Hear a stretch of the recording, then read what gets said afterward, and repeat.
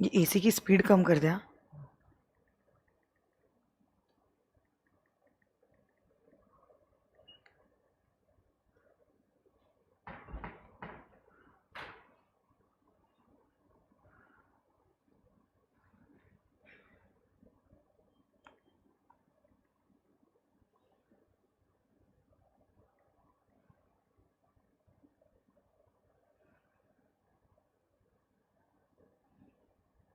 देखो हुमन, अगर एक हो गया क्या लाइव?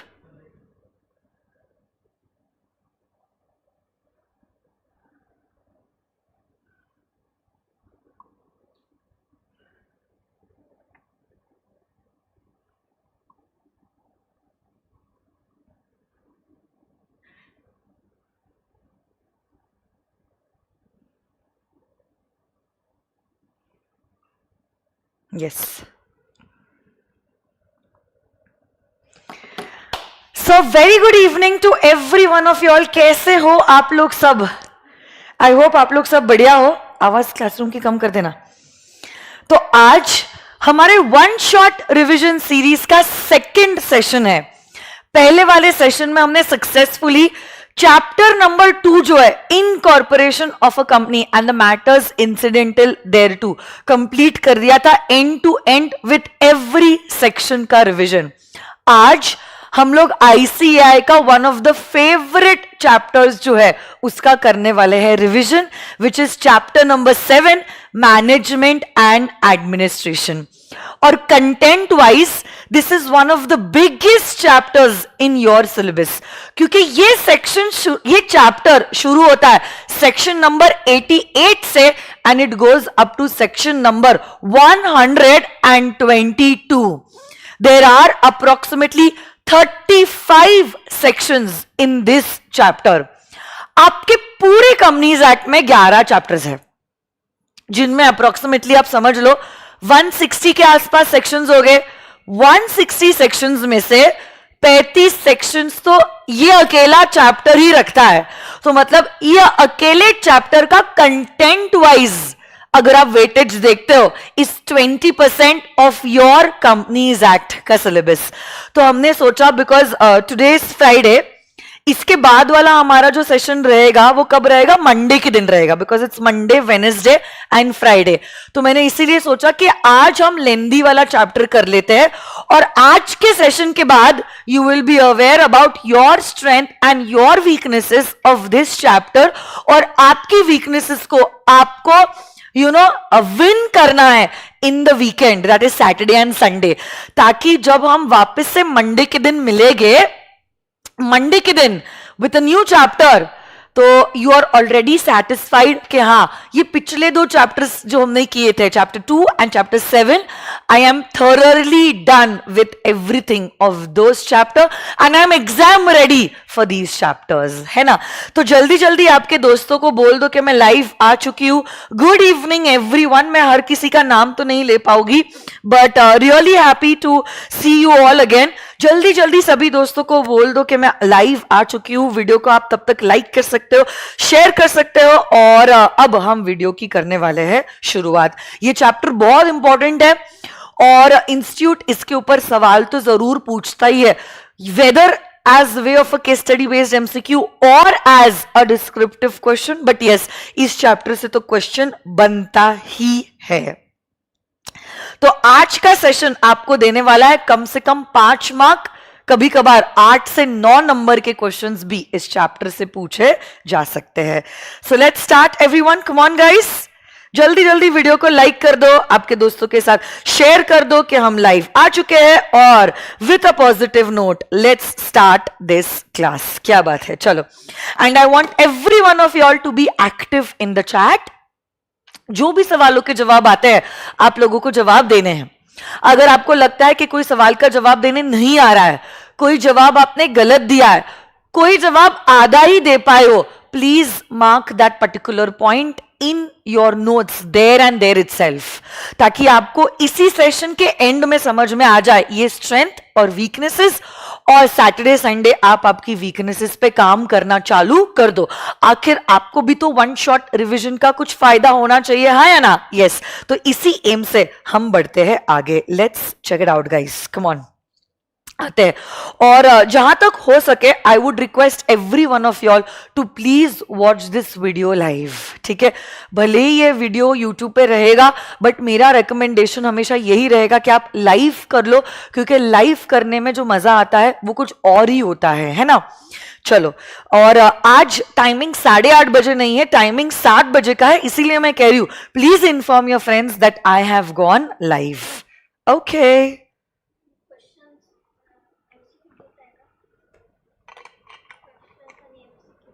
हम करेंगे, बट क्वेश्चंस और MCQ will be done later on.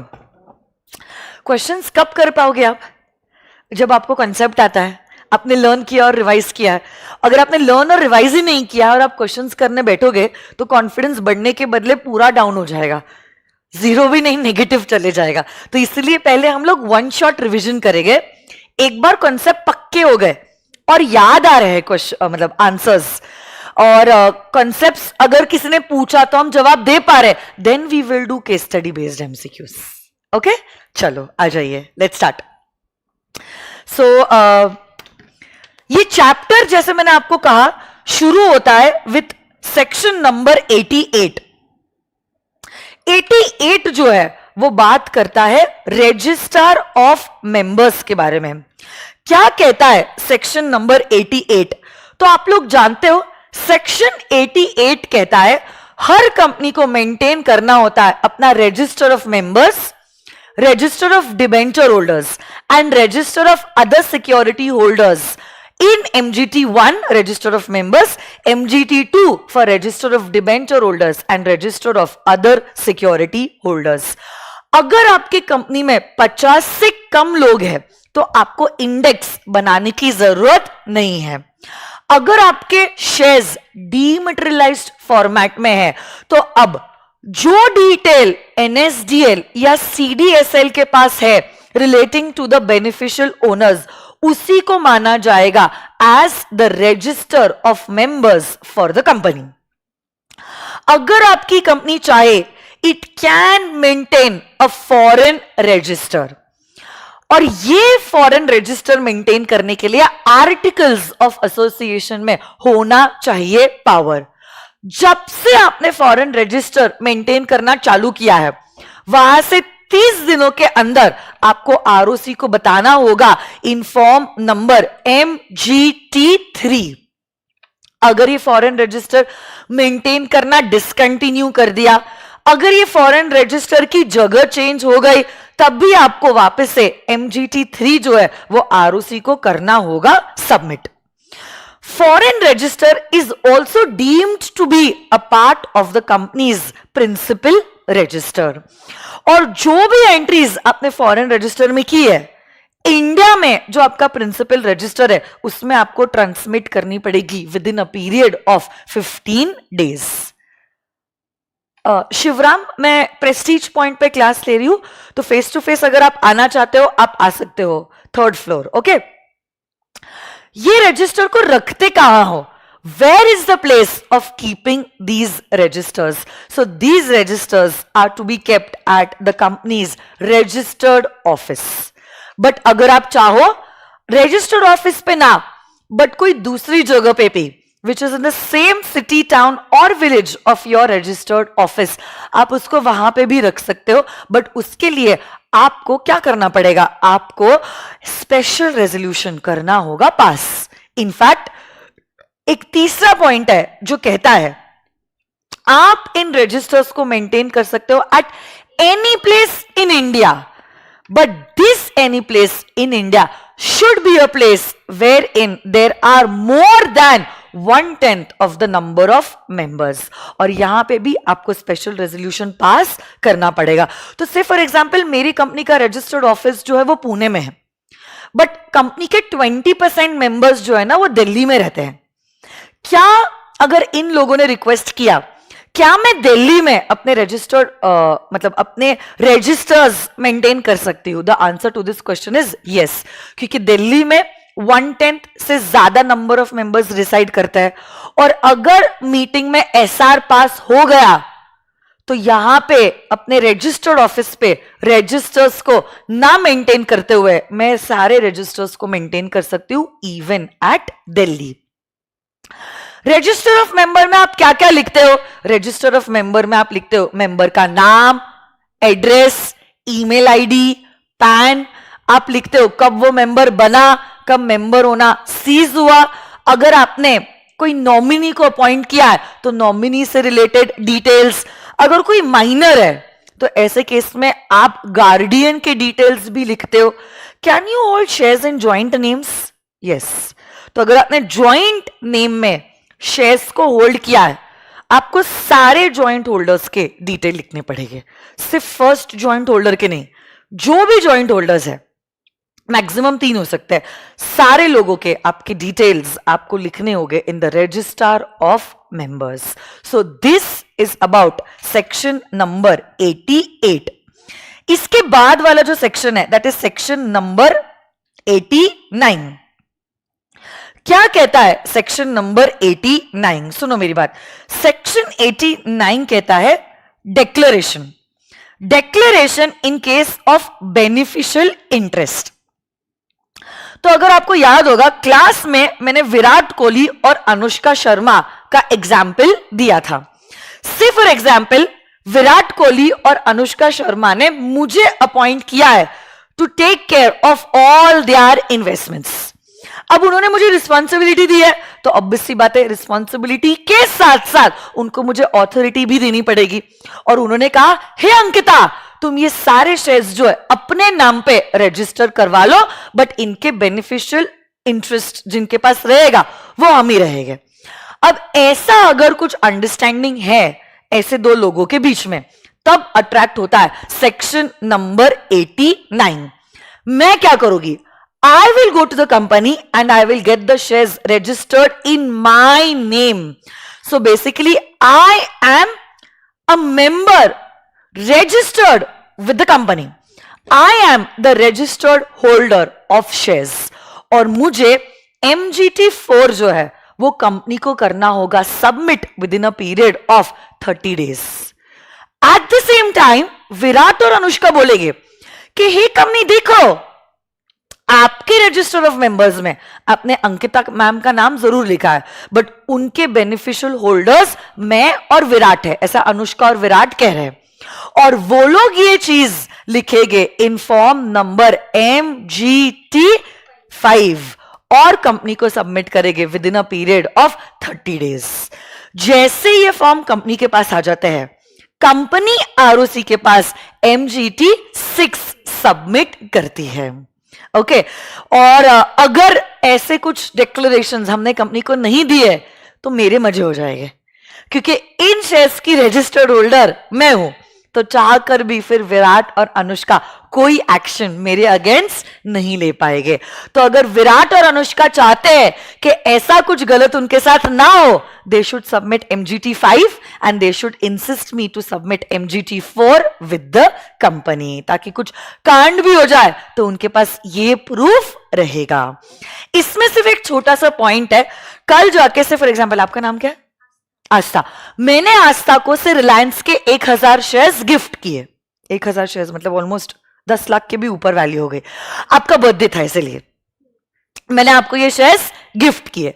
अब क्योंकि मैंने ये शेयर्स आपको गिफ्ट किए, क्या आप इन शेयर्स की अब मालिक हो गए? यस।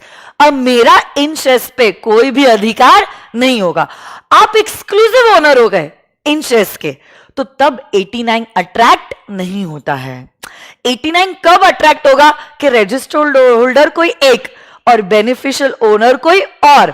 बट अगर मैंने ये 1000 शेयर्स आपको गिफ्ट ही कर दिए तब तो ऐसे केस में आप तो कंप्लीटली ओनर बन गए, तो आपको 89 में कोई भी फाइलिंग करने की जरूरत नहीं है। So that's all about section number 89। उसके बाद अगला जो सेक्शन है that is section number 90। Section number 90 talks about SBO, significant beneficial owner. क्या है ये बात जो SBO के बारे में लिखी गई है? Let's check it out. पहली बात तो कोई भी person, I will just remove the summary of SBO, एक मिनट, हमने क्लास में बहुत अच्छे से लिखी थी SBO की समरी, हाँ ये रहा उसी के नीचे। If any person is holding either अकेले or with somebody, this somebody could either be a trust or some other person, at least 10% or more of the shares, 10% or more of the voting power, or 10% or more of the dividend, then he will be regarded as a significant beneficial owner. अब as a significant beneficial owner मेरी क्या जिम्मेदारी होती है? As an SBO मेरी जिम्मेदारी होती है, सुनना थोड़ी सी स्पीड बढ़ा देना, इसी की गर्म हो रहा है। एज एन SBO मेरी जिम्मेदारी होती है कि मैं कंपनी को 30 दिनों के अंदर BEN1 सबमिट करूं। This company is the reporting company, जैसे मैंने क्लास में रिलायंस का एग्जांपल लिया था। और फिर इवेंचुअली रिपोर्टिंग कंपनी जो है वो 30 दिनों के अंदर ROC को BEN2 सबमिट करती है। कंपनी अपने रजिस्टर्ड ऑफिस में BEN3 मेंटेन करती है। It is a resistor of significant beneficial owners. But देखो, कोई भी चोर अगर चोरी कर रहा है वो क्यों बोलेगा मैं चोर हूं, मैं चोरी कर रहा हूं? SBO एक तो SBO है, वो किसी के पीछे छुपा हुआ है, और ऊपर से वो ये बोल रहा है कि देखो मैंने इनडायरेक्टली कंपनी के इतने शेयर्स खरीदे। ऐसे कौन करेगा? या तो आप करोगे नहीं, या तो अगर आप करोगे तो आप डिक्लेयर नहीं करोगे। इसीलिए आगे सेक्शन में लिखा गया है, अगर रिपोर्टिंग कंपनी को लगता है कि कोई भी पर्सन है जो SBO है तो वो उसको दे सकता है BEN4, या उसको लगता है कि ये कोई व्यक्ति है जिसको SBO के बारे में पता है, या उसको ये शक है कि ये वो व्यक्ति है जिसको वो व्यक्ति पता है जो SBO है, तो उसको भी हम BEN4 इशू कर सकते हैं। और नोटिस मिलने के 30 दिनों के अंदर उस बंदे को कंपनी को रिप्लाई करना होगा कि क्यों वो SBO नहीं है और कंपनी का शक कैसे गलत है। अगर उसने रिप्लाई नहीं किया, कंपनी जो है वो ट्रिब्यूनल के पास जाएगी with in a period of 15 days, और फिर ट्रिब्यूनल जो है इन शेयर्स से एसोसिएटेड सारे राइट्स को कर देगी सस्पेंड। अब अगर लग रहा है कि आपके साथ गलत हुआ है और आपके इन शेयर्स के सारे राइट्स को कर दिया है सस्पेंड, तो ऐसे केस में माय डियर स्टूडेंट्स आप ट्रिब्यूनल के पास जा सकते हो within a period of 1 year. 1 साल में अगर आप ट्रिब्यूनल के पास भी नहीं गए तो ऐसे केस में माय डियर स्टूडेंट्स आपके शेयर्स जो है will be transferred to the IEPF account under section number 125। So that is all about section number 90। अब आगे बढ़ते हैं और जाते हैं टू सेक्शन नंबर 91। क्या कहता है सेक्शन नंबर 91? सेक्शन 91 कहता है power to close the registers. एक ही मिनट।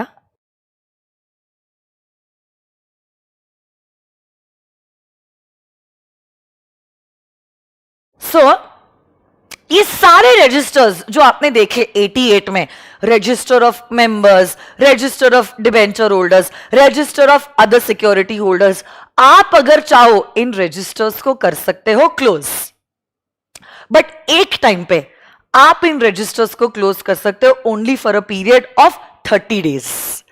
पूरे साल में इन एग्रीगेट इन रजिस्टर्स को क्लोज किया जा सकता है, but only for a period of 45 days. But ये रजिस्टर को क्लोज करने के पहले आपको मेंबर्स को कम से कम 7 डेज की नोटिस देनी पड़ेगी, और अगर आपकी लिस्टेड कंपनी है तो आपको सेबी के गाइडलाइंस भी फॉलो करने पड़ेंगे। तो ये था 88, 89, 90 एंड 91। अब हम जा रहे हैं टू सेक्शन नंबर 92, जो इंस्टीट्यूट का one of the favourite sections है, and that is annual return. Section number 92 क्या कहता है? Section number 92, let's check it out. Section 92 कहता है हर कंपनी को एनुअल रिटर्न आरओसी के पास करना होता है फाइल। और ये जो एनुअल रिटर्न है जो आरओसी के पास फाइल किया जाता है, एनुअल रिटर्न फाइल किया जाता है इन फॉर्म नंबर MGT 7। अगर आपकी स्मॉल कंपनी है या अगर आपकी ओपीसी है तो एनुअल रिटर्न को फाइल किया जा सकता है in form number MGT 7A। कितने दिनों में आप एनुअल रिटर्न को आरओसी के पास फाइल करते हो? Within a period of 60 days, 60 days from the conclusion of the meeting. But अगर आपने मीटिंग होल्ड नहीं की तो 60 days from the day on which the AGM should have been held. Who signs the annual return? तो अब देखो MGT 7 जो है उसको साइन किया जाता है either by the director along with the company secretary. But अगर मेरी कंपनी में कंपनी सेक्रेटरी नहीं है तो director along with a practicing company secretary. MGT 7A को कौन साइन करता है? Company secretary. बट से वो स्मॉल कंपनी में और वो ओपीसी में कंपनी सेक्रेटरी है ही नहीं, तो तब this annual return can be filed by the director of the company. The question arises, क्या सारी बातें आप एनुअल रिटर्न में लिखते हो? What are the particulars of the annual return? तो particulars में आप लिखते हो कंपनी का registered office, business activities, company की कौन सी होल्डिंग कंपनी है, सब्सिडरी कंपनी है, यहां पे आप लिखते हो इवन एसोसिएट कंपनी के बारे में, कंपनी की कौन कौन एसोसिएट कंपनी है, कंपनी के कौन प्रमोटर है, डायरेक्टर है, की मैनेजर पर्सन है, कंपनी के कौन मेंबर्स है, डिबेंचर होल्डर्स है, कंपनी के शेयर्स और डिबेंचर्स का holding pattern. Foreign institutional investor ने अगर इन्वेस्ट किया है कंपनी में तो उसके बारे में भी आप डिटेल्स लिखोगे। प्लस डायरेक्टर और की मैनेजर पर्सन को कितना जा रहा है रेम्युनरेशन, कितनी कितनी मीटिंग्स हुई है मेंबर्स की और डायरेक्टर्स की, और उनको किन किन लोगों ने अटेंड किया है, आपका कंप्लायंस और डिस्क्लोजर का certification, and last but not the least क्या कंपनी के ऊपर या उसके डायरेक्टर के ऊपर पेनल्टी और पनिशमेंट लगा है, और अगर हां तो क्यों लगा है। ये सारे डिटेल्स लिखे जाते हैं इन द एनुअल रिटर्न। इसी एनुअल रिटर्न का सर्टिफिकेशन कराना जरूरी है। कब कराना जरूरी है? 3 कैटेगरीज के कंपनी को कराना जरूरी है। सर्टिफिकेशन मतलब जो कुछ भी लिखा है वो ट्रू है, फेयर है और मैंने देखा है, ये एक प्रैक्टिसिंग कंपनी सेक्रेटरी सर्टिफाई करवाता है। कौन सी कंपनीज को एनुअल रिटर्न को सर्टिफाई कराना जरूरी है? अगर आपकी कंपनी एक लिस्टेड कंपनी है या आपकी कंपनी एक ऐसी कंपनी है जिसका टर्नओवर 50 करोड़ या उससे ज्यादा है, या तो आपकी कंपनी का पेड अप शेयर कैपिटल जो है वो 10 करोड़ या उससे ज्यादा है, तब आपको ये सर्टिफिकेशन करवाना कंपलसरी है। नहीं तो फिर सर्टिफिकेशन करवाना कंपलसरी नहीं है, सिर्फ एनुअल रिटर्न आरओसी के पास फाइल करना कंपलसरी है। तो ऐसे करके सेक्शन नंबर 92 भी हमारा हो जाता है खत्म। एक्ट में 93 तो है नहीं, तो अब हम जा रहे हैं टू सेक्शन नंबर 94। क्या कहता है section number 94? Let's check it out. 94 दो चीजों के बारे में बात कर रहा है, place of keeping the registers and returns and inspecting these registers and returns. सबसे पहली बात तो my dear students,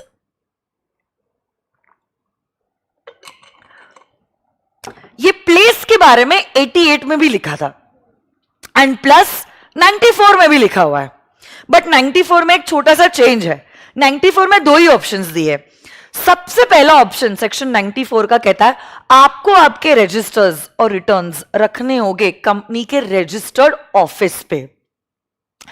If not the registered office, you can keep these registers and returns at any place in India, provided उस जगह पे company के more than 1/10 of the members reside, and plus you need to pass a special resolution for the same. Okay, अब कौन करता है इन registers और returns को इंस्पेक्ट? कौन कौन कर सकता है? तो अब पहली बात तो member, debenture holders, other security holders and हमारे बेनिफिशियल ओनर्स, और वो भी इंस्पेक्ट कर सकते हैं फ्री ऑफ कॉस्ट. इसके अलावा अगर रजिस्टर्स और रिटर्न को किसी को इंस्पेक्ट करना है तो ही विल हैव टू पे the prescribed amount of fees. एक बार इंस्टीट्यूट ने पूछा था सवाल, क्या डायरेक्टर रजिस्टर्स और रिटर्न को इंस्पेक्ट कर सकता है? यस, बट फिर उसको देना पड़ेगा फीस का पेमेंट, उसके बाद वो इंस्पेक्शन कर पाएगा. बट अगर मैं एक्सट्रैक्ट और कॉपीज की बात करूं तो हमारा member, debenture holder, other security holder और बेनिफिशियल होल्डर कॉपीज और एक्सट्रैक्ट्स ले सकता है on the payment of the fees. और जैसे ही उसने फीस डिपॉजिट की 7 डेज के अंदर उसको उसकी कॉपीज मिल जाएगी. बट इनके अलावा कोई भी दूसरा व्यक्ति कॉपीज डिमांड नहीं कर सकता. इसमें एक आखिरी पॉइंट बोला गया है, what is the time limit for maintaining these registers and returns. आपका जो रजिस्टर ऑफ मेंबर्स है वो तो आपको परमानेंटली प्रिजर्व करके रखना होता है, बट जो अपना रजिस्टर ऑफ डिबेंचर होल्डर्स है या register of other security holders है, that you can preserve up to 8 years from the date of redemption.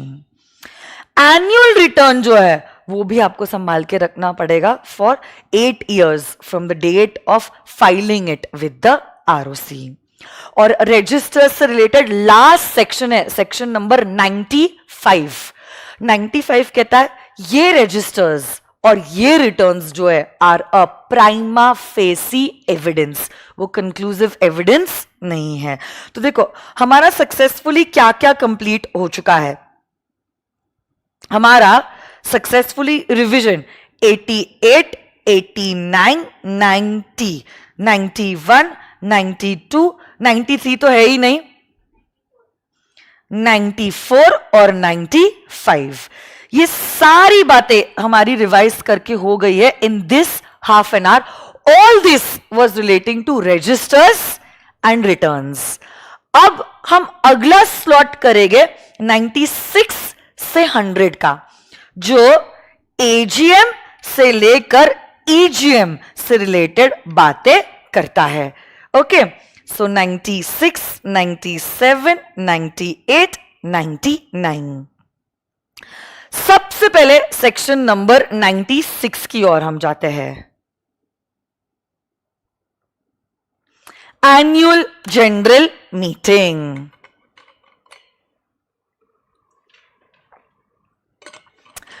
Yes, company secretary के स्टूडेंट्स भी ये रिवीजन लेक्चर देख सकते हैं, कोई दिक्कत नहीं है बेटा. वेरी गुड सुरेंद्र, हर्षिका, अंसिता, श्वेता, क्या बात है. I want every one of you all to please comment in the chat box. Remember, this revision is for you and not for me. जो कमेंट नहीं करेगा, जो वीडियो को लाइक नहीं करेगा, वो 2 अटेम्प्ट फेल हो जाएगा. ठीक है, चलो मजाक कर रही हूं, ऐसा कुछ नहीं है, बस लाइक कर लोगे तो मुझे अच्छा लगेगा और कुछ नहीं. आ जाइए. Time limit for holding the annual general meeting. तो आप लोग जानते हो सेक्शन नंबर 96 AGM के बारे में बात करता है. क्या कहता है section number 96? What is the time limit for conducting the first AGM? The first AGM of the company has to be held within 9 months from the end of the first financial year. और इस first AGM के लिए आपको ROC का कोई extension भी grant नहीं होगा. बट अगर मैं सब्सिक्वेंट एजीएम्स की बात करती हूं तो subsequent AGMs have to be held within the earliest of 3 dates. आप 3 डेट्स निकालोगे. पहली बात तो the AGM should be held within 6 months from the end of the financial year. There should be one AGM in every calendar year, and the gap between 2 AGMs shall not be more than 15 months. In AGMs के लिए मतलब subsequent AGMs के लिए आप अगर चाहो आप ROC के पास extension के लिए जा सकते हो. But this extension will be granted by the ROC only for special reasons, that too up to a period of 3 months. Now, कब आप AGM बुला सकते हो? AGM can be called on any day other than a national holiday. तो national holiday में 3 ही dates आती है, 26 जनवरी, 15 अगस्त और 2 अक्टूबर. इसके अलावा जो दिन पे आप चाहो, चाहे वो रक्षाबंधन हो, दिवाली हो, ईद हो या क्रिसमस हो, फर्क नहीं पड़ता. आप कोई भी दिन पे आपकी एनुअल जनरल मीटिंग कंडक्ट कर सकते हो. प्लेस बहुत इंपॉर्टेंट है. कहां आप कंडक्ट कर सकते हो आपकी AGM? AGM firstly should be held at the companies registered office. But अगर कोई कारण की वजह से रजिस्टर्ड ऑफिस में एजीएम कंडक्ट करना पॉसिबल नहीं है, AGM can be held at any place with in the same city, town और विलेज. उसमें आगे लॉ मेकर ने कहा है अगर आपकी अनलिस्टेड कंपनी है तो आपकी अनलिस्टेड कंपनी एजीएम को होल्ड कर सकती है एनीवेयर इन इंडिया, प्रोवाइडेड आपने 100% मेंबर्स का कंसेंट लिया है इन राइटिंग और थ्रू द इलेक्ट्रॉनिक मोड. तो अगर एसपीसी अनलिस्टेड कंपनी है, 2 ही मेंबर्स है, एसपी और एपी. एसपी ने भी हां बोल दिया, एपी ने भी हां बोल दिया, क्या हम हमारी कंपनी की एजीएम गोवा में कंडक्ट कर सकते हैं? Yes, but we have to give this consent in writing. But this is only possible till the time SPC is an unlisted company. ये प्रिविलेज लिस्टेड कंपनीज को नहीं दिया गया है. आर, आपकी AGM shall begin, it shall commence between business hours 9 to 6. और AGM में आप करते क्या हो?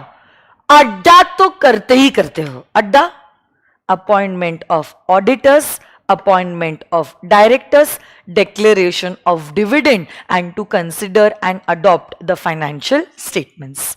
ये 4 चीजें तो करते ही करते हो इन द एजीएम. इसके अलावा अगर आपको कुछ करना है तो वो भी आप कर सकते हो. So that's all about section number 96. 97 जो है वो कहता है अगर कंपनी ने एजीएम कंडक्ट नहीं किया तो मेंबर एनसीएलटी के पास जा सकता है और एनसीएलटी के पास पावर है कि वो कंपनी के ऊपर नोटिस इशू करके कंपनी की एजीएम बुला सकता है. 98 जो है वो कहता है एनसीएलटी के पास पावर है either on the application of a member or on the application of a director or on suo motu basis, और कंपनी को वो नोटिस इशू करके ईजीएम बुलवा सकता है. 99 कहता है अगर आपने 96, 97 या 98 का कॉन्ट्रावेंशन किया तो आपको 99 का लग जाएगा पेनल्टी. 1 लाख रुपए is fixed penalty and 5,000 rupees per day of default till the time the default continues. और section 100 जो है which is a very important section is relating to the time limit of the EGM. मैं आपको बताती हूं. पहली बात तो board of directors suo motu EGM बुला सकते हैं, बट EGM डायरेक्टर्स को बुलानी पड़ेगी अगर उन्हें रिक्वेस्ट आया है. रिक्वेस्ट कितने लोगों से आया है, उतने लोग जो होल्ड कर रहे हैं कंपनी का कम से कम 1/10 of the paid up share capital और 1/10 ऑफ द वोटिंग पावर, और तब board of directors shall proceed to call for a meeting after 21 days. But within a period of 45 days. इन 45 days में अगर हमारे डायरेक्टर्स ने मीटिंग नहीं बुलाई तो हमारे रिक्विजिशनिस्ट खुद मीटिंग बुला सकते हैं with in a period of 3 months. और जो भी खर्चा लगा है इन रिक्विजिशनिस्ट को मीटिंग बुलाने के लिए, ये सारा खर्चा वो कंपनी से रिकवर करेंगे, और कंपनी इस पैसे को रिकवर करेगा डायरेक्टर्स को दिए जाने वाले रेम्युनरेशन में से। तो ऐसी बात होती है for an extra ordinary general meeting.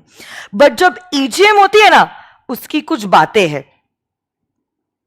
देखो ये देखो, EGM can be called either by the board of directors or by the board on the requisition of the shareholders or by the requisitionists themselves. ये 3 months वाला criteria है, ये 21 days बाद और 45 days वाला क्राइटेरिया है।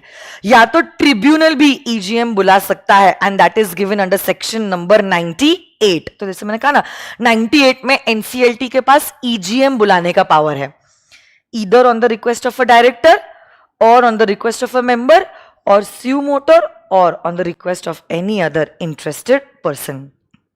But what is important is EGM can be held at any place within India. आपको उसके लिए कोई अप्रूवल नहीं लगता है, EGM कहीं पे भी आप होल्ड कर सकते हो। इनफैक्ट अगर आपकी इंडियन कंपनी है which is a wholly owned subsidiary of some foreign company, तो ऐसी तो इंडियन कंपनी ईजीएम होल्ड कर सकती है एनीवेयर इन द वर्ल्ड। सिर्फ इसमें एक छोटा सा कैच है, अगर आपकी EGM is called by the requisitionist, EGM is called by the requisitionist, ऐसी EGM can be held only at the company's registered office or some place in the same city, town or village. And such EGMs called by the requisitionists cannot be called on a national holiday. नहीं तो आपकी normal EGMs जो directors बुलाते हैं वो India में किधर भी हो सकता है और वो national holiday भी कंडक्ट कर सकते हैं। बट ये ईजीएम कौन सी वाली ईजीएम है? कॉल्ड बाय द रिक्विजिशनिस्ट, वो नेशनल हॉलिडे पे कंडक्ट नहीं हो सकता। That is section number 100। तो हमारा ये वाला ब्लॉक जो है वो भी हमारा हो गया कंप्लीट। अब एक से एक 101 से हमारे सारे नोटिस से रिलेटेड प्रोविजंस शुरू हो जाते हैं। कम ऑन गाइज, जोश किधर है आप लोगों का? एक बार जल्दी से लाइव चैट में थम्स अप दीजिए, बताओ तो मुझे आप हो या नहीं जिंदा, या बस चले गए खाते पीते चलते फिरते नहाते धोते? नहीं, नहा तो लिए होगे सुबह से, बट कुछ भरोसा नहीं आपका प्रेपरेटरी लीव चालू है। ऐसे तो नहीं देख रहे हो ना मेरे लेक्चर्स, फुल कंसंट्रेशन से देख रहे हैं आई होप, तभी तो इसका फायदा होगा, है ना? आ जाइए, लेट्स चेक इट आउट।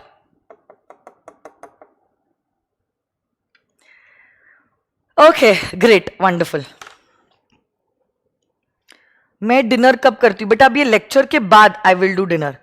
मेरा 6:30 तक तो क्लास ही चलते रहता है, सुबह 11 बजे से 2 बजे तक इंटर का क्लास रहता है, फिर मेरा 5 to 6:30 मेरा फाउंडेशन का क्लास रहता है, अब ये 7 to 8:30 मेरा रिवीजन है, और फिर फाउंडेशन का भी वो बाउंस बैक बैच का रिवीजन चालू है। तो यही चालू है बेटा, मैं इस क्लासरूम से इधर, इस क्लासरूम से उधर, फिर उस क्लासरूम से इधर, म्यूजिकल चेयर बस खेलती रह रही हूं मैं। Yes, why fear when Ankita ma'am is here? Great, yes, चलो आ जाइए, लेट्स टॉक। अगर मैं मेहनत कर सकती हूं तो आप तो अपने अटेम्प्ट के लिए मेहनत कर ही सकते हो। पढ़ने का मन नहीं कर रहा है तो भी पढ़ना पड़ेगा, आपके पास कोई ऑप्शन नहीं है। ठीक है, आ जाइए, चलो सेक्शन नंबर 101 बात कर रहा है relating to adequate notice. Who has the power to call for a meeting? Board of directors. तो क्या सिंगल डायरेक्टर मीटिंग बुला सकता है? नहीं। बट अगर डायरेक्टर्स चाहे अपना पावर जो है वो किसी और को दे सकते हैं मीटिंग बुलाने के लिए, तब ये जो कोई और है वो मीटिंग बुला सकता है। कंटेंट क्या क्या होता है नोटिस में? Day, place, or, agenda, that's the content of the notice. Notice किन किन लोगों को दी जाएगी?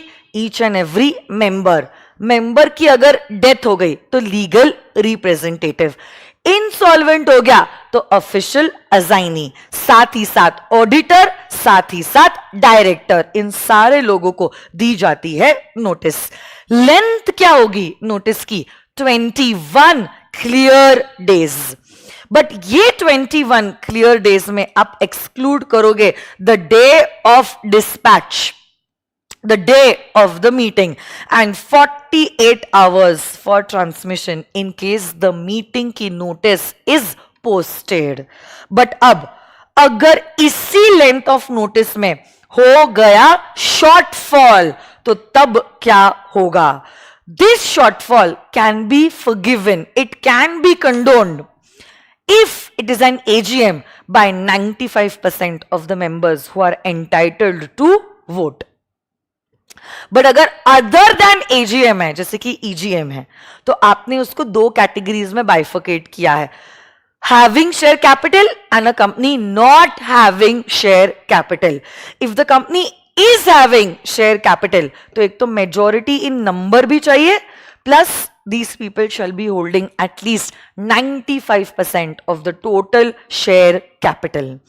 और अगर company is not having share capital तो this shortfall can be condoned by people holding at least 95% of the total voting power. और last point इसमें जो है वो है omission. नोटिस भेजने में अगर डेलिब्रेट ओमिशन हो गया तो proceedings will be invalid, but अगर नोटिस भेजने में एक्सीडेंटल ओमिशन हुआ है तो proceedings are not invalid, they are not invalid. ऐसी भाषा है लॉ की। ठीक है, अब ये था सेक्शन नंबर 101। 102 क्या बात करता है? 102 जो बात करता है, it is relating to businesses to be transacted in any meeting. 102 कहता है हर एजीएम में बस दो ही टाइप के बिजनेसेस होते हैं, ordinary business, special business. Ordinary business क्या होता है? चार ही चीजों को हमने ऑर्डिनरी बिजनेस माना है। अड्डा, क्या क्या है अड्डा बोलो तो? Appointment of auditors, appointment of directors, declaration of dividend and to consider and adopt the financial statements. अड्डा के अलावा सारे बिजनेसेस को माना गया है एज स्पेशल बिजनेस। जब कभी भी company special business carry out करती है, it needs to give an explanatory statement which will contain the material facts. Okay, अब देखो ईजीएम में तो हर बिजनेस स्पेशल बिजनेस ही होता है। ईजीएम में हर बिजनेस स्पेशल बिजनेस ही होता है। और explanatory statement must also specify the nature of concern और interest of the director, manager, key managerial person और his relative, या कोई भी ऑर्गेनाइजेशन में जहां पे इन लोगों का शेयर होल्डिंग 2% या उससे ज्यादा है, वो भी आपको एक्सप्लेनेटरी स्टेटमेंट में लिखना कंपलसरी है। So that's all about section number 102। 103 किस बारे में बात कर रहा है? 103 चैट बॉक्स में रिप्लाई करो। 103 किस बारे में बात कर रहा है? कोरम के बारे में 103 बात कर रहा है। प्राइवेट कंपनी के लिए कोरम जो है वो है 2 मेंबर्स पर्सनली प्रेजेंट, और पब्लिक कंपनी के लिए it is 5, 15, 30। depending upon the number of members as on the date of the meeting. If the number of members is up to 1000, the quorum required is 5. 5 members personally present. More than 1000, up to 5000, then the quorum is 15. And if the number of members are more than 5000, then the quorum required is 30.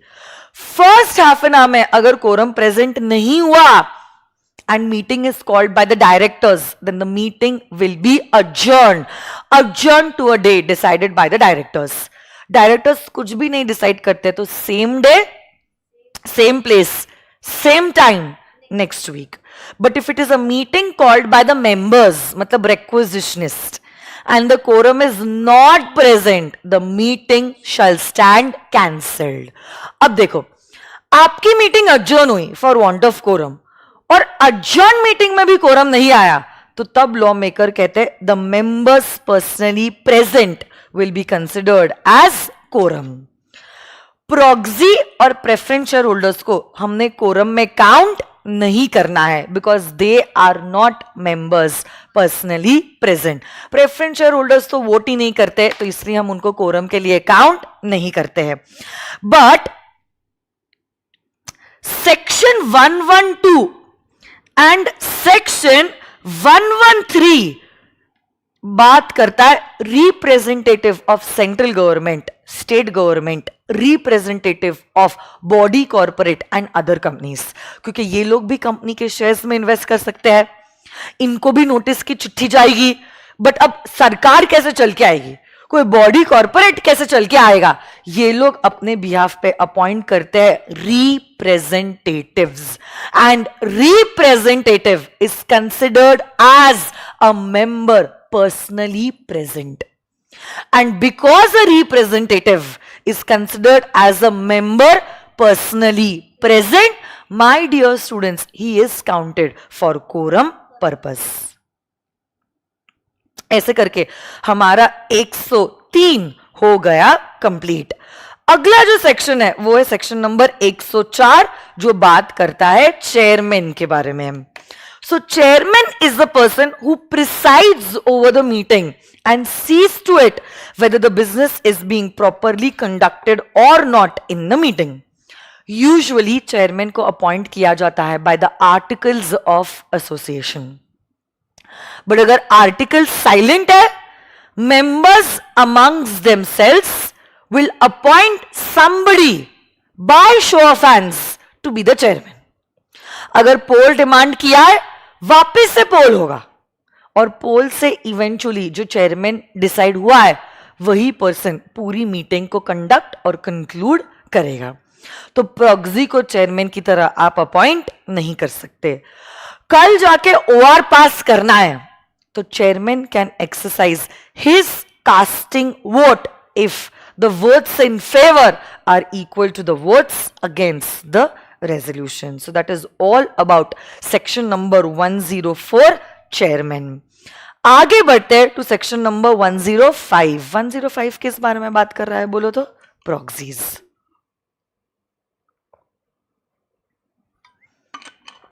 So proxy को appoint किया जाता है in form number MGT11.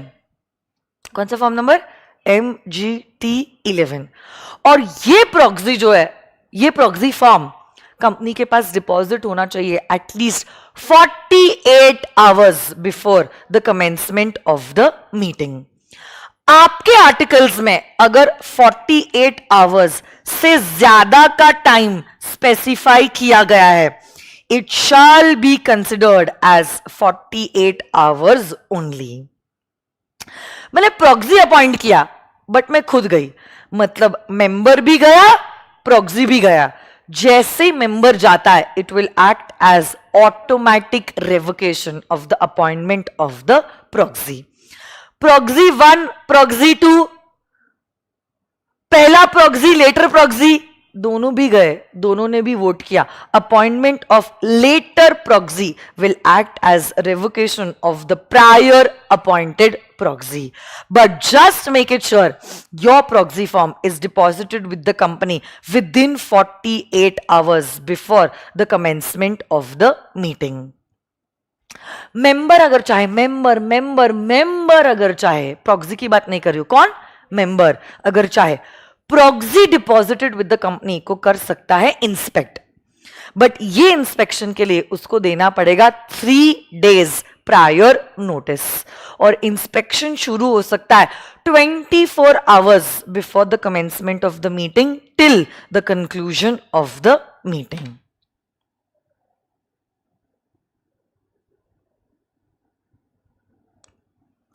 अगर आपके articles में कोई proxy form दिया है और मेंबर ने उस प्रॉक्सी फॉर्म को ना भरते हुए भरा है MGT 11, क्या उसका अपॉइंटमेंट वैलिड रहेगा? अपॉइंटमेंट उसका वैलिड रहेगा and it can not be questions, cannot be questioned on the ground that it does not comply with the special requirement of the AOA.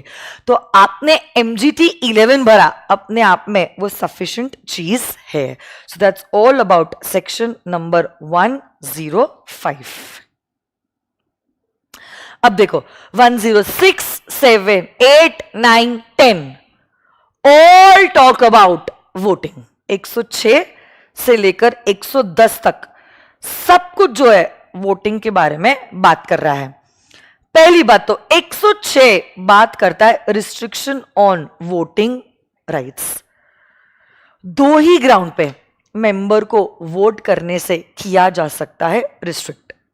1 is calls in arrears and 2 company has exercised the right of lien. But ये दोनों grounds पे अगर आप member को vote करने से restrict करना चाहते हो, आर्टिकल्स ऑफ एसोसिएशन में होना चाहिए पावर, तो ही ये वोटिंग जो है रिस्ट्रिक्शन वैलिड रहेगा. That's all about section number 106. 107 बात करता है voting by show of hands, जिसका प्रिंसिपल है 1 member 1 vote irrespective of the number of shares held. E-voting. E-voting किस बारे में बात कर रहा है? E-voting कहता है that every listed company or any company which has 1000 or more members compulsorily has to give the facility of e-voting to its members. तो जब आप नोटिस देते हो, आप नोटिस में डे, प्लेस, आर, एजेंडा तो लिखते हो, प्लस आप ये भी लिखते हो ई वोटिंग कब शुरू होगा, ई वोटिंग कब खत्म होगा, कौन से लिंक पे ई वोटिंग कर पाओगे आप, आपका यूजर आईडी क्या है, पासवर्ड जनरेट करने के स्टेप्स क्या है, ये सारी डिटेल्स आपके नोटिस में लिखे जाते हैं. ई वोटिंग का पोर्टल कम से कम 3 दिनों के लिए ओपन रहता है, but it should close 1 day preceding the meeting at least by 5 PM. मैंने अपना वोट ई वोट की तरह कास्ट कर लिया है, फिर भी क्या मैं फिजिकल मीटिंग अटेंड कर सकती हूं? यस. बट क्या मैं वोट कर पाऊंगी? नो. क्या मैं वोट को चेंज कर पाऊंगी? No. 1 vote cast is a vote cast for ever. ना वापस वोटिंग के लिए अलाउ किया जाएगा और ना वोटिंग चेंज कर पाओगी. अरे हाँ या ना? फिर उस स्क्रूटनाइजर को अपॉइंट करते हैं, स्क्रूटनाइजर अपना रिपोर्ट बनाता है, फिर चेयरमैन मीटिंग में वोटिंग लेता है, फिर कंसोलिडेटेड रिपोर्ट बना के वेबसाइट पे प्लेस किया जाता है एंड वगैरह वगैरह, ऑल द प्रोसीजरल एस्पेक्ट. अच्छा, अगर जॉइंट होल्डर्स होते हैं, आप कैसे वोटिंग करवाते हो? जॉइंट होल्डर्स के केस में सीनियरिटी के बेसिस पे वोटिंग कंडक्ट किया जाता है. सीनियरिटी मतलब एज वाइज? नो. सीनियरिटी मतलब जिसका नाम पहले लिखा गया है. तो first holder will be entitled to vote in the resolutions, even in the physical meeting and even for e votes.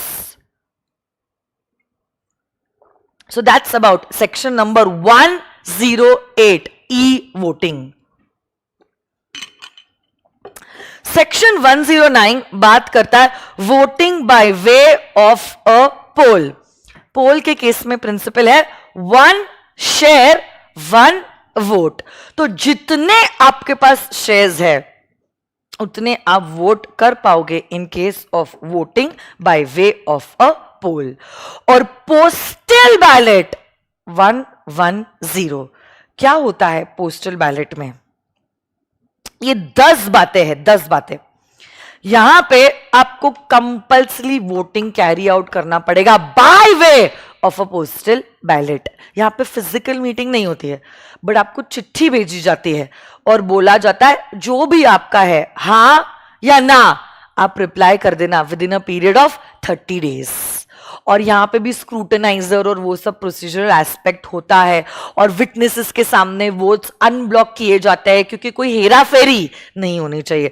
But important क्या है, कौन से वो रेजोल्यूशन है जो कंपल्सरीली पोस्टल बैलेट के थ्रू ही पास होते हैं? 1, alteration in the object clause of the memorandum. 2, alteration of articles for removal or insertion of LRP, in short private company को कन्वर्ट करना है इनटू पब्लिक कंपनी, या पब्लिक कंपनी को convert करना है into private company. Registered office को करना है चेंज आउटसाइड द सिटी। जो पर्पस के लिए आपने पैसा रेस किया था, कुछ अनयूटिलाइज्ड अमाउंट है, अब उस पैसे को आपको इस्तेमाल करना है फॉर सम अदर पर्पस। यहां पे भी एसआर लगता है। एसआर कैसे पास होगा? Bye way of a postal ballot. Company को इशू करने हैं डीवीआरस, बायबैक करना है शेयर्स का, वेरिएशन करना है in the rights attach to shares or debentures, small share holder के डायरेक्टर को करना है appoint, you want to sell the whole or substantially whole of the undertaking, या कंपनी को लोन या गारंटी देनी है in excess of the limits that are specified, तब आप रेजोल्यूशन पास करोगे by way of a postal ballot. तो हमारे 88 से लेकर 110 हो चुका है। अब बस 111 से लेकर 122 and then the chapter comes to an end. क्या है सेक्शन नंबर 111? 111 बात करता है सर्कुलेशन ऑफ मेंबर्स रेजोल्यूशन। मैं आपको ओरली बता देती हूं ये सेक्शन में क्या लिखा हुआ है, ठीक है। 112 113 तो हमारा हो चुका है, representative of CG SG body corporate company. अगर किसी मेंबर को मतलब एक मेंबर नहीं होता है, ऑफ कोर्स उतने मेंबर्स जो होल्ड कर रहे हैं कंपनी का 1/10 of the paid up share capital और वोटिंग पावर, नया रेजोल्यूशन मीटिंग में प्रपोज करना है, या कोई एग्जिस्टिंग रेजोल्यूशन के ऊपर उनको कोई ऑब्जेक्शन है, तो वो क्या कर सकते हैं? रिटन रिक्वेस्ट कंपनी के रजिस्टर्ड ऑफिस पे डिपॉजिट कर सकते हैं। नया रेजोल्यूशन प्रपोज करना है तो उनका ये रिटन रिक्वेस्ट एजीएम के 6 वीक्स पहले कंपनी के पास पहुंच जाना चाहिए। और अगर कोई एग्जिस्टिंग रेजोल्यूशन ऑब्जेक्ट करना है तो उनका रिटन रिक्वेस्ट 2 वीक पहले कंपनी के पास पहुंच जाना चाहिए। अब ऑब्जेक्शंस अगर हो रहा है, कंपनी ने तो ऑलरेडी चिट्ठियां दे दी है एजीएम की, फिर आपने पढ़ा, फिर आपको लगा नहीं इस बारे में बात नहीं होनी चाहिए, तो आपने रिटन रिक्वेस्ट दिया। अब कंपनी को वापस से नोटिस देना पड़ेगा कि ऑब्जेक्शन रेज हुआ है तो हम इस बारे में चर्चा नहीं करने वाले, तो कंपनी कहती है इसका पैसा दो नोटिस वापस भेजने के लिए। तो रिटन रिक्वेस्ट जब आप भेजते हो कंपनी के पास और वो ऑब्जेक्शन से रिलेटेड है, नोटिस वापस भेजने का जितना भी पैसा लगने वाला है वो पैसा आपको डिपॉजिट करना पड़ेगा विद द कंपनी। और रिक्वेजिशन जब रिटन रिक्वेस्ट देते हैं, it has to be in writing, dated as well as signed. अब कंपनी को अगर लग रहा है हाँ जो भी मुद्दा आपने उठाया है वो सही है, तो वो नोटिस सारे मेंबर्स को सर्कुलेट कर लेगी। बट अगर कंपनी को लग रहा है कि नो आपने जो मुद्दा उठाया है वो सही नहीं है, कि सारी बातें आप कर रहे हो ओनली फॉर नीडलेस पब्लिसिटी, तो ऐसे केस में company will make an application to the RD. RD अगर आपकी बात को अप्रूव करता है तो कंपनी को बोलेगा कि सर्कुलेट मत कीजिए। बट आरडी बोल रहा है कंपनी नहीं, ये नीडलेस पब्लिसिटी के लिए नहीं है। ये मेंबर जो रिक्वेस्ट कर रहे हैं वो जेन्युइन है, तो आपको चिट्ठी सभी मेंबर्स को सर्कुलेट करनी पड़ेगी। Okay, so that's all about 111। सिर्फ एक छोटी बात थी, आपने नए बिजनेस के लिए रिक्विजिशन कंपनी के पास डिपॉजिट किया है और आपका रिक्विजिशन आने के बाद अगर नोटिस डायरेक्टर्स भेजते हैं तो अगर वो 6 वीक्स का नोटिस पीरियड कंप्लाई ना भी हुआ तो भी माना जाएगा कि 6 वीक्स का नोटिस पीरियड कंप्लाई हो चुका है। So that's all about 111। 112 113 तो हमारा हो चुका है, तो अब जाते हैं 114 विच टॉक्स अबाउट रेजोल्यूशंस। तो रेजोल्यूशंस दो टाइप के होते हैं, ऑर्डिनरी रेजोल्यूशन, स्पेशल रेजोल्यूशन। कब माना जाएगा कि ऑर्डिनरी रेजोल्यूशन पास हुआ है? When the votes in favor are greater than the votes cast against the resolution. और कब माना जाएगा एसआर पास हुआ है? When the votes in favor are not less than 3 times the votes cast against the resolution. तब माना जाएगा कि स्पेशल रेजोल्यूशन हुआ है पास। That's all about section number 114. 115 बात करता है स्पेशल नोटिस के बारे में। किस बारे में बात कर रहा है 115? Special notice. 4 तरीके के रेजोल्यूशंस हैं जिनको स्पेशल नोटिस की रिक्वायरमेंट है। उसमें से 2 आपके 140 में भी कवर होते हैं, ऑडिट एंड ऑडिटर्स के चैप्टर में। कौन से 4 रेजोल्यूशंस है जिनके लिए स्पेशल नोटिस लगता है? Appointment of an auditor other than the retiring auditor, a resolution that retiring auditor shall not be reappointed, removing a director before his term, an appointment of a director in place of the removed director. ये 4 चीजों के लिए आपको लगता है special notice. But ये special notice कितने लोग रिक्वेस्ट करेंगे? उतने मेंबर्स जो कंपनी का होल्ड कर रहे हैं। यहां पर है 1% ऑफ वोटिंग पावर, नॉट 10%। कितना है यहां पे? 1%, इसलिए मैंने उसको रेड में लिखा है, ऑफ वोटिंग पावर, और 5 lakhs of the paid up share capital. और ये स्पेशल नोटिस इन मेंबर्स को कंपनी के पास डिपॉजिट करनी होगी at least 14 days prior to the date of the meeting. Okay, and company eventually इस नोटिस को भेजेगी to all the members 7 days before the AGM. So that is section number 115. 116 किस बारे में बात कर रहा है? कि अगर आपकी मीटिंग अडजर्न होती है और अडजर्न मीटिंग में कोई रेजोल्यूशन पास हुआ है, तो जो जो रेजोल्यूशन अडजर्न मीटिंग में पास हुआ है माना जाएगा उसी दिन पे वो रेजोल्यूशन पास हुआ है। 117 बात करता है resolutions and agreements to be filed with the ROC. Company को MGT 14 आरओसी के पास करना होता है file within a period of 30 days from the time the following resolutions have passed. सबसे ज्यादा इंपॉर्टेंट आपके लिए पहला वाला पॉइंट है, जैसे ही स्पेशल रेजोल्यूशन पास होता है MGT 14 will be filed with the ROC within a period of 30 days. Then any resolution that is passed for voluntary winding up, any resolution passed in a class of shareholders meeting, any resolution for the appointment or reappointment of the managing director, any resolution which requires the consent of all the members. And last, any other matter as covered under section 179 subsection 3.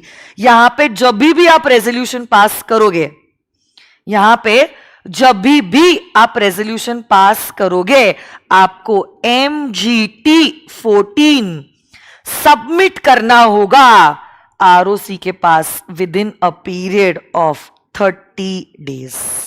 So that's about section number 117. 118, 119 बात करता है minutes के बारे में. Last 10 या maximum 15 minutes. That's it. Then the chapter comes to an end. हो गया. 1.5 hour. That's it.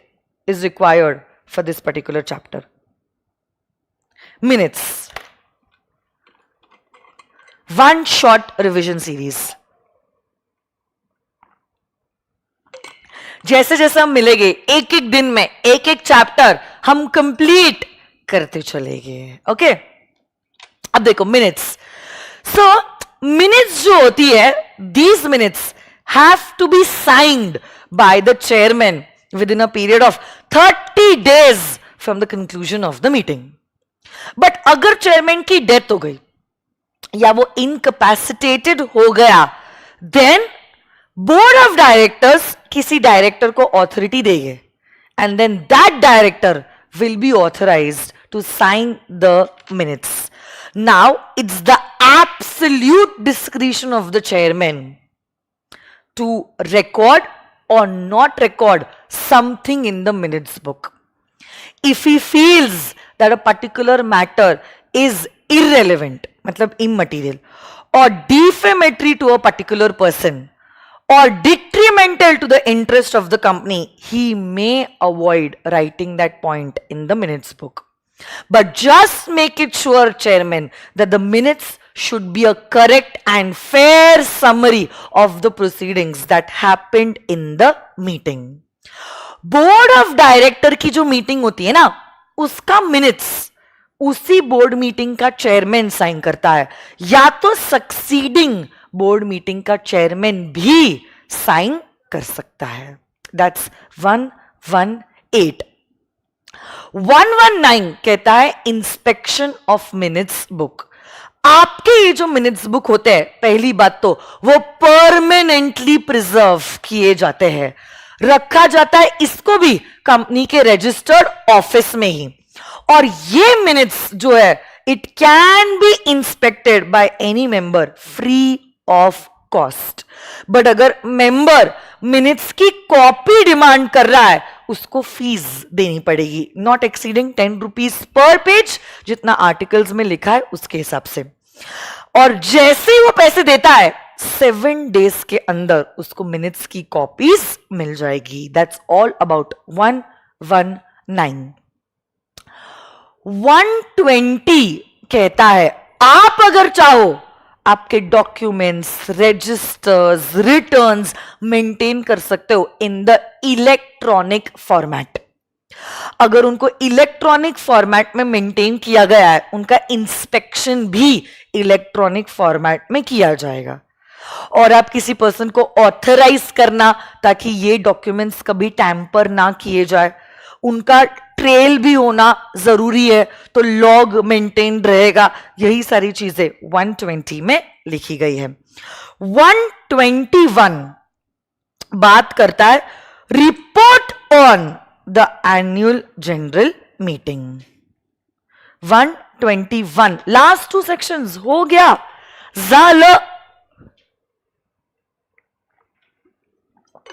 क्या शानदार रिवीजन हुआ है यार, मजा आ गया मुझे. 121 कहता है report on the annual general meeting. पहली बात तो this section is applicable only to listed public companies.